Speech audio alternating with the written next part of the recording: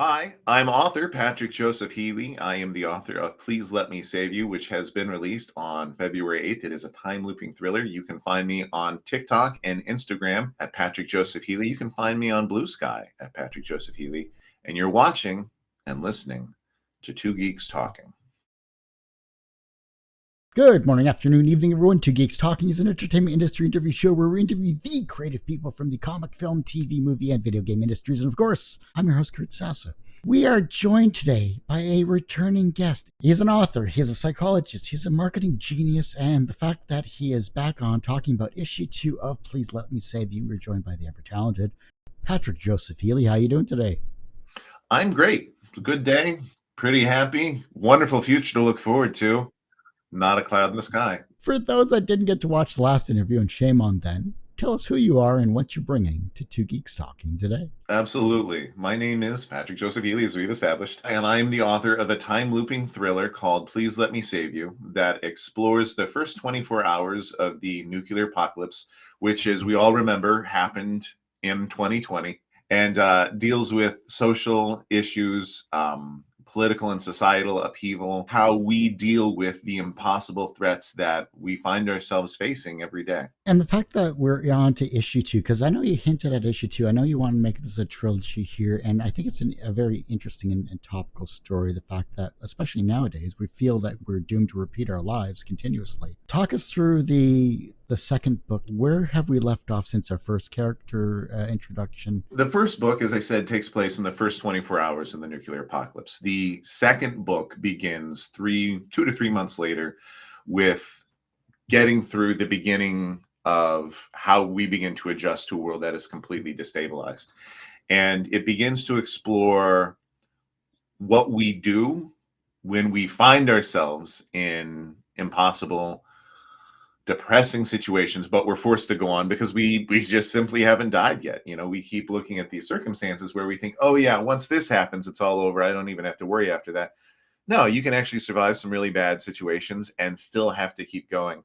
And so our characters find themselves in a world that's trying to remake itself, but they discover that even in the face of tremendous tragedy, there is no benevolence that ever just shows up. There's no goodwill that then takes control of society and says, hey, it's time to heal. It's time to change the direction we're going in. It is continually influenced by human nature, which is let's create power structures. Let's oppress people. Let's, gather resources and food for ourselves while taking from others. And it further explores how we lose our agreements or our agreement on what reality is. And it explores the consequences for not living in the same world where we can't agree what has really happened, what has brought us to where we are, and about how that truly is when we begin to collapse as a species, since we are a social species and we rely upon one another to get by. Once we stop agreeing on the past and how we got here, we start to unravel completely. And in this book, it is explored in very literal ways at first, the ways in which a social structure collapses, but then it breaks even further and spills into how reality is replaced by this cosmic darkness designed to exploit our fear. I remember last time we chatted, you said something along the lines of when you wanted to release the book, it was, oh, that couldn't happen. Now it's oh shit, this is happening. Now that the shift has changed, especially in terms of reality, are you Nostradamus? Oh, my ego wants to say yes, and the part of me that still wants me to be wrong wants to say no. Yeah, the first book, particularly when it was going through beta readers in early 2024, people are like, this is over the top. I can't imagine things getting this bad this quickly. There'd be contingency plans. But yeah, as you point out, now we're in the situation where I think that the books will continue to be relevant in ways that are almost intimidating for me to write, because I think, oh my God, I have to not look away from what's going on in society right now, because I need to capture those tones and I need to speak to this authentically, because that was always what the book was banking on, was that it was going to be able to identify with people in this frightening place. I guess I just hope that we would be a little more insulated from how frightening that is. A little more insulated to from the malice that certain people in power have towards the larger group, towards society in general, the criminal indifference, the willingness to exploit, and the pain and suffering that those things will cause. These will become more and more real. And in fact, I outlined these books a while ago, and you take the events and then you have to make them accessible or relatable. And it's been somewhat helpful because I realized, I should be drawing from these real world events. Like the first book is told in 3 stories. The second book is told in 3 stories. And the first story of the second book draws a lot from January 6th. In fact, it takes place on January 6th of 2021 in this world, in this pivot world, and draws on the fears that we have around things like elections and the valid claim to power, and the dangers in not accepting what is real. So then, looking at book 2 here specifically, are we dealing with Hunter as well in this time around, or are we dealing with new main characters? Like, who is the focal point of book 2? That's a good question. Many of the characters from the first 3 books are main characters. Specifically, from the first 3 stories in the first book are main characters. Specifically, the characters from the second 2 stories. The trilogy kind of goes this way. First book's the first 24 hours. The second book is the end of the world through the eyes of mortals. And the third book is the end of the world through the eyes of gods. And so there's a lot of time looping in the first book. And that is not a focal point of the second book, because I really wanted the reader to feel the vulnerability of these very mortal characters. So it is sci-fi through their experience, but not through their narrative. Whereas the third book will be a much deeper exploration into life and death and reincarnation. Well, that's good. You're coming at least full circle with it. We're at that cusp of your trilogy, which I think is good. The fact that you're writing 3 different storylines into one book is always interesting. It almost feels like a choose your own adventure, but it's linear. Yeah, absolutely. Then when it came to book 2, have you had to rewrite anything based on realistic events or future events? Or is it, now that book 2 is kind of in the wind, there's not much you can do with it except look forward to book 3? I haven't had to rewrite anything. I have refined some things to be a little more in tune with what I think are the relevant topics. But no, it's still, I wish it was more done than it is. I've had to spend so much time just marketing this book, which it's an all-day thing. You gotta do it all day. And really, I would say the work that I've been doing is the same work that I was doing throughout the first book, which is, this is good, but I need it to be better. I need to have this exposition here so it's relatable to new writers, but I also want it to hit the ground running. The second, the first book is a thrill ride, which makes total sense because from the beginning, the bomb's going to fall in 30 minutes. So you're always being driven forward by this timer. The second book doesn't have that, and it's designed to be more of a drama than a thriller. But I don't want it to read like a drama where you're like, oh, look at this next long, depressing chapter. I want people to be able to race through it. And so most of the writing and rewriting I'm doing now is getting the essential information out there and then saying, but do I really need that? And is that catapulting the reader into the next chapter? A lot of it has been work in the first book. And beginnings are hard. Sometimes I just skip a first chapter and I write the middle first, and then because you know once you write the book, what does the beginning really need? What do I address or come back to? But then also there are just times when you're like, I need to understand the direction that I'm firing this thing. So that's mostly what the work is at the moment. I mean, we can't always have the great opening line of "it was the best of time, it was the worst of times." It's like you can only do so much. Yeah, absolutely. It's easier, I think, to start a story in a world that the reader relates to, which is why I started the first book where I did, so that you can begin with characters and say, oh, I understand what your daily life was like. And when from the very first word, you have to say, this is a different world, and I have to tell you every single thing including how they eat and where light comes from and where water comes from and why they're alive and not dead. There's a heavier burden for crafting a succinct, compelling narrative. You know what I mean? It's not like you're trying to write an RPG in a in a book format there. Yeah. The marketing side of things, I definitely want to touch on that because that's something I've been seeing from your social media more recently, which is great. I think that's wonderful to see. Why the shift now to short form content and promoting the book in that respect? Is it something you've wanted to do but didn't have the time? That's a good question. There is just more success in the short form. Algorithms are meant to reinforce people who watch an entire video. And if you have a minute long video, that's too long. And it is in my nature to go on and on and on and on and on. So long form is natural for me, not as reinforcing in terms of online success. And oftentimes what I'll do is I'll come up with a topic to record and speak on, and then I will cut it down into 2 different videos because it needed to be shorter anyway. Requires me to be less indulgent with what I think a viewership needs to hear. It is also easier for me when I have a single book that I have to promote. I see a lot of authors online, they're promoting different books, and that's great. I'm going to do this today, I'm going to go to this other story tomorrow, and it's not going to be monotonous. There's only so many times I can show people the cover to my book before I start to feel like I've got nothing new to say.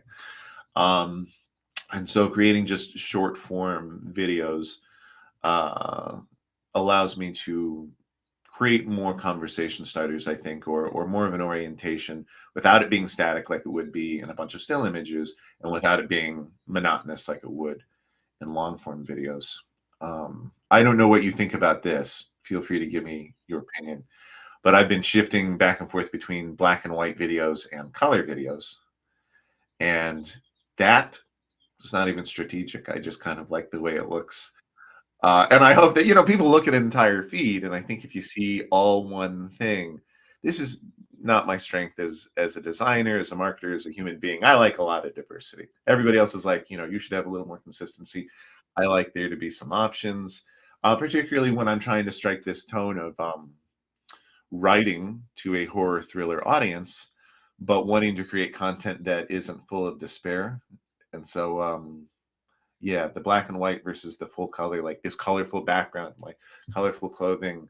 Black and white is, you see it in film, you see it in television, you see it in certain mediums. And I think it's a stylistic choice, but it also is supposed to evoke certain emotions as well. There's 2 different examples I can think of. There's a certain interview channel that I see shorts from where he interviews famous people in entertainment and asks them, because he's an actor himself, he asks pointed questions. It's not Mike Rosenbaum, it's someone else. But it's always shot in black and white. I don't know why it always is. Maybe that's just the way they want to do it, because it gives that evocation of these are very serious topics and questions and people.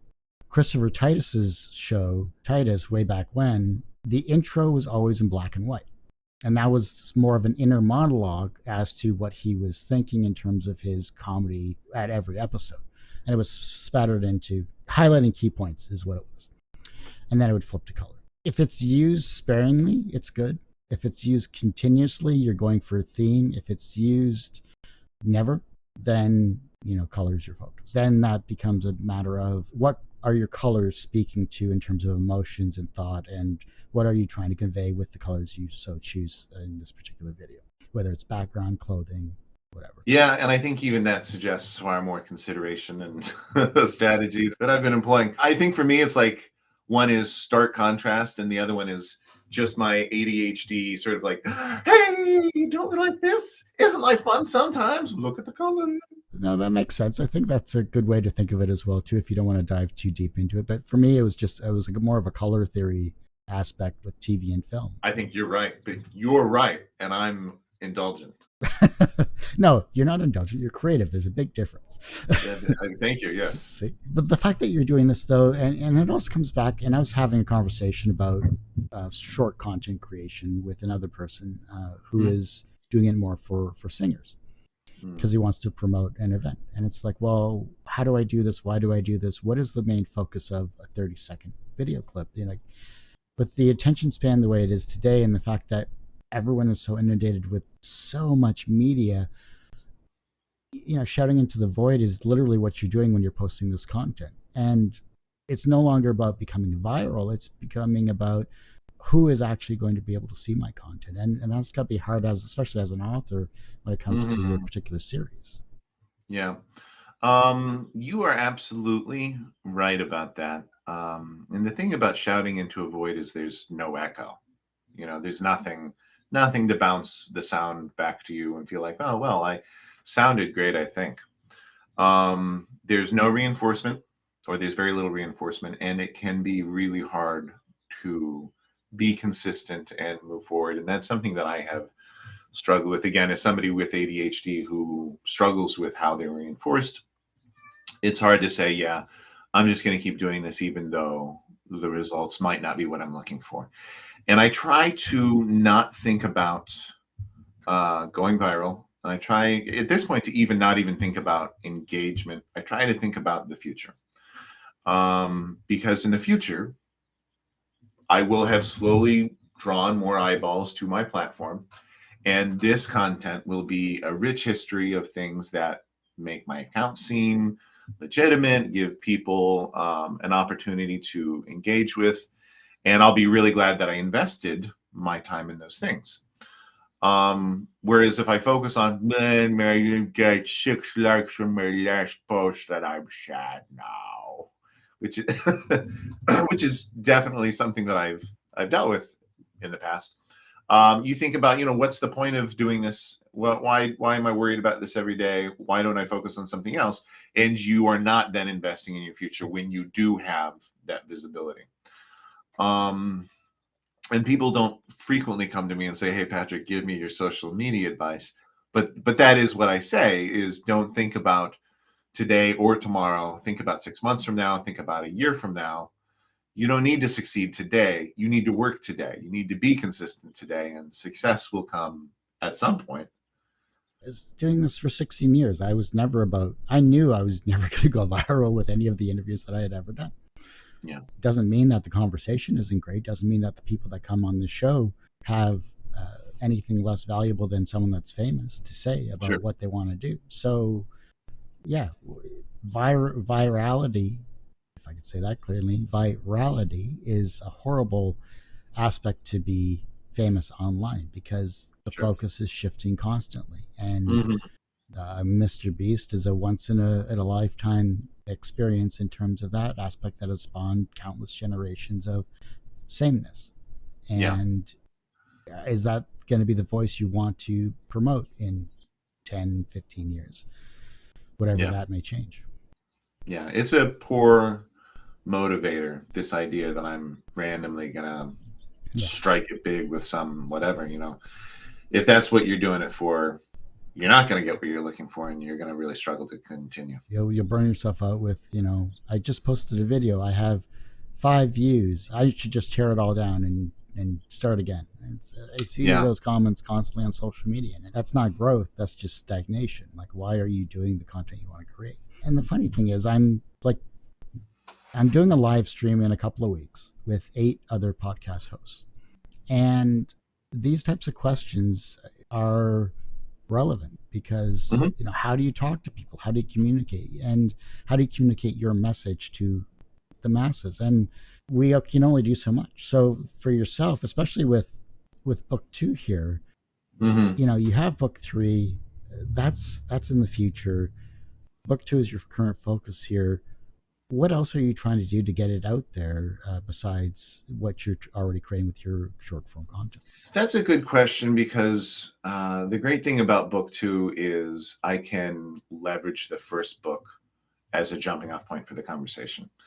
It's hard with your first novel, because every conversation starts with, you've never heard of me before, and I've never done anything, so tune in. But with the second book, you can say, oh yeah, I've got this book, it's available right now, and what I'm working on this stems from that, and this is the relevance. And so there's more of a platform to stand on and say, hey, I'm working on this right now. This is why I think you're going to love this. It is really difficult, I think, particularly for me, when I feel like your conversation is about something you haven't done yet. It feels like you're promoting a dream. I want to have a hard copy, figuratively, first, so that I can say, look, I did do something. Here it is. You want to know who I am? Read this.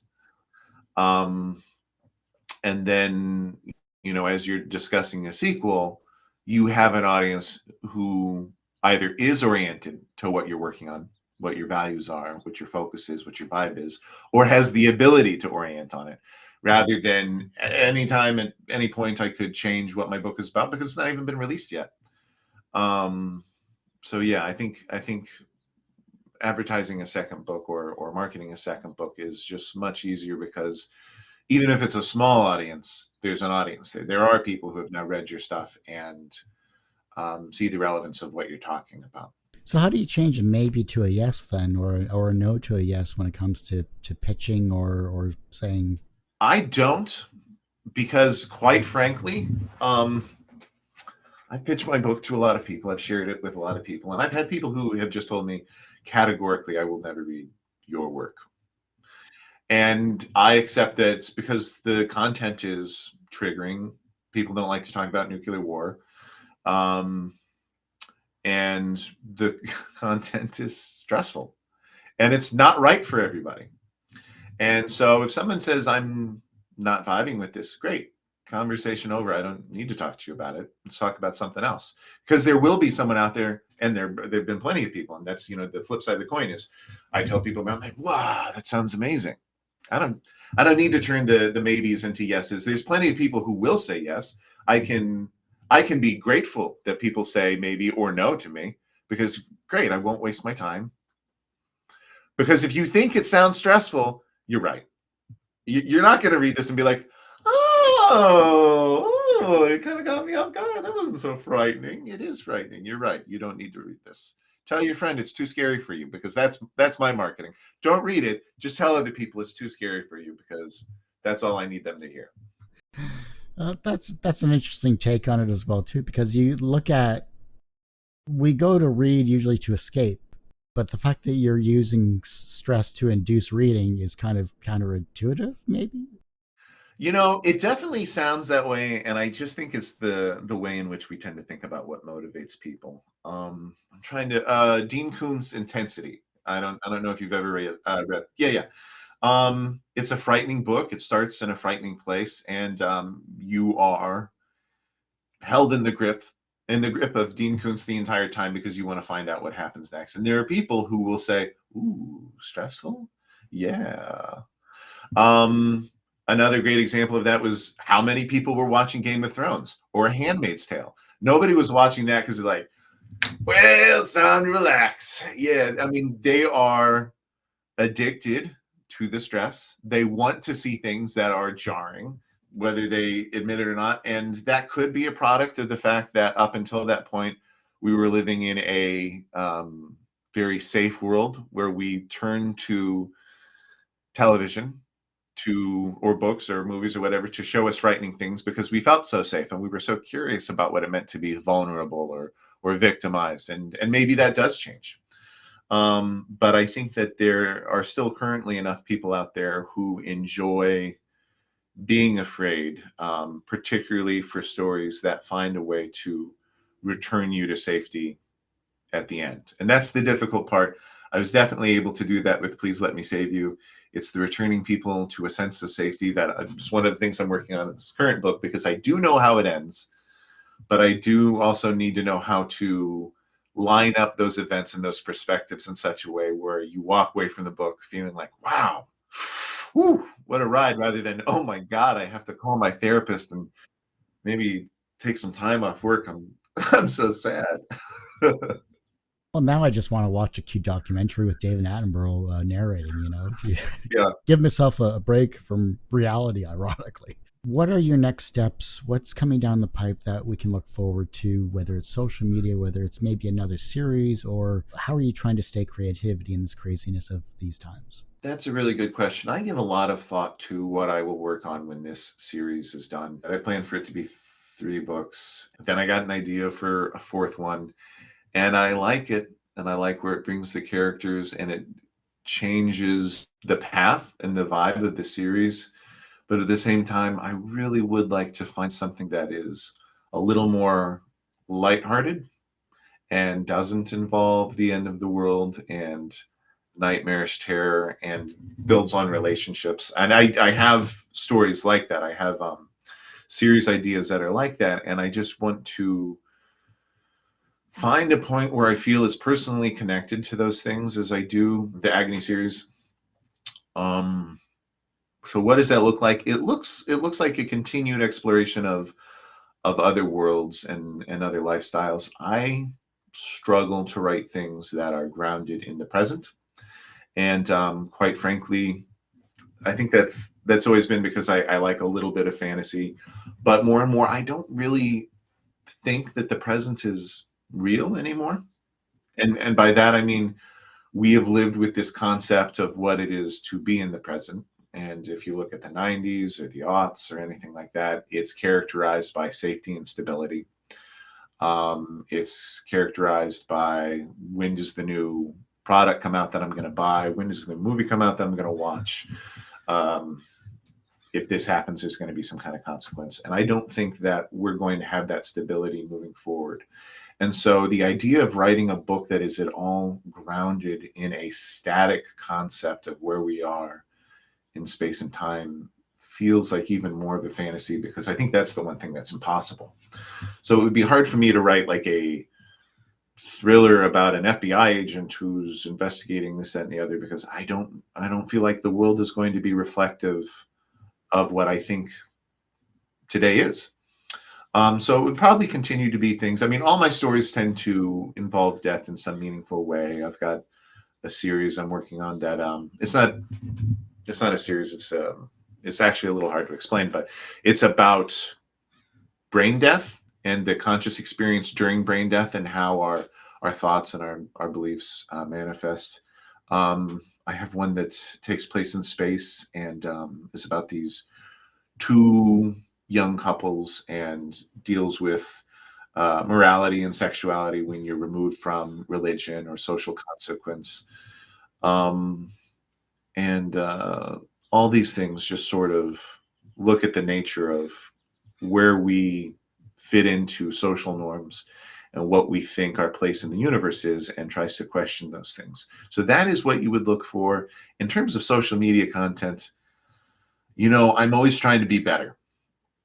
I'm always just doing my best, and I look at other people, I'm like, damn, you were doing exactly what I should be doing. And for some reason, my brain just wants to do this one thing that I've thought of, not the thing it should be doing. And so in terms of social media, I'd like to be a little more engaging with my audience and create more engaging, question-based stuff. And I think that will make a little more sense, particularly as this book comes out and I start developing more of a readership rather than just a social media following. So those are my two concepts about the short term. Obviously, nuclear war. When we look at that, though, a lot of us who are currently of our age grew up with it, with the Cold War of the 70s, the 80s, and that was a huge topic in terms of media and everything along that line. War and technology has evolved. The fact that we're now in 2025 as of this recording, nuclear war just seems so passé. It just seems like, why would we bother nuclear planet? Like, did you ever think that writing a book about nuclear destruction was just a little too on the nose in some respects? Like, would you think of doing something more futuristic? You know what I really wanted to do was just talk about climate collapse. And I wanted it to exist in a world where there was not some political debate as to whether or not climate change was real. And so I chose nuclear war because it's like, yeah, now the planet's a lot hotter. Can you wrap your mind around that? And it's obviously a focus of the first book, but I didn't want to come back to nuclear threats in the second or third book because I didn't want to seem like I was a one-trick pony. And the truth is, I do agree. I think that we are probably moving past the era where nuclear war is our primary concern. I think that we are entering an era where drone warfare and AI are going to be the biggest threats. And that is actually something that is represented in this book. It's sort of one of the nightmares is, okay, we just wiped out humanity with nuclear war, but we've got all these war machines that we haven't sold yet. Let's try to go out and sell these militaristic drones and AI bots to people because we've still got to make a profit. Now, you have this nightmarish technology, which in 2019, when I first started putting these things together, just felt like a fun indulgence. And now that you see videos online of robotic dogs with flamethrowers and machine guns firing at floating drones, you realize it is a matter of time before that's what we either see on the news or we see in person, which is a discerning militaristic weapon that can target individuals rather than wiping out an entire region that could still be profitable once its populace was gone. We've jumped from How to Love the Bomb and War Games to Terminator 2. Yep, it is absolutely bizarre. I definitely felt like the end of the world would combine a lot of facets of the way in which we were destroying the world and destroying ourselves, and not just one and done. You know, a lot of nuclear stories like end with the bomb, they end with the war, and they're like, well, that was it, and then it killed everybody. And I really wanted to explore what happens to the people who are unfortunate enough to survive that stuff. You look at Oppenheimer, though, it's like how you build the bomb. You look at How to Love the Bomb in terms of the foils of war and nuclear aspects like that. And then you look at Please Let Me Save You.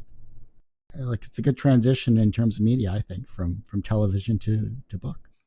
Thank you very much. I hate to say this, Patrick, but that ends this particular episode of Two Geeks Talking. I want to thank you so much for coming back on the show. Hey, thank you very much for having me. I enjoyed talking to you, Kurt. Before I let you go, where can we find you? How can we support you? Where is yourself and Please Let Me Save You online? Please Let Me Save You is currently on Amazon. I hope to have it in my own store someday, but presently you can find an ebook or a paperback on Amazon.com. Just search Please Let Me Save You book, or you can go to pleaseletmesaveYou.com. It will take you directly to that page. On Instagram, Blue Sky, and TikTok, you can find me at Patrick Joseph Healy. If you want to support me, you can buy my book, or you can find me on Patreon. I'm also at Patrick Joseph Healy. That ends this particular episode of Two Geeks Talking. You could, of course, find this interview and 1,200 plus others on our YouTube channel, youtube.com/TGT Media. The podcast you can find at twogeekstalking.podbean.com, or just search Two Geeks Talking. That's TWO, not the number 2. Please don't get those confused, whatever you do.